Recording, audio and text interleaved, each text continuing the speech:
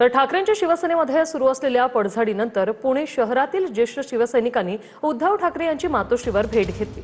ठाकरेंच्या सेनेचे शहर प्रमुख वसंत मोरे सुद्धा यावेळी उपस्थित होते। उद्धव ठाकरेंनी शिवसैनिकांसोबत संवाद साधला।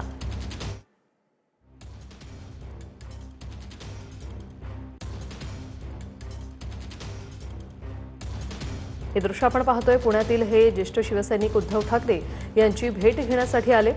मातोश्रीवर ही भेट झालेली आहे। उद्धव ठाकरे यांनी या सर्व ज्येष्ठ शिवसैनिकांसोबत संवाद साधलेला आहे। वसंत मोरे हे देखील यावेळी उपस्थित होते।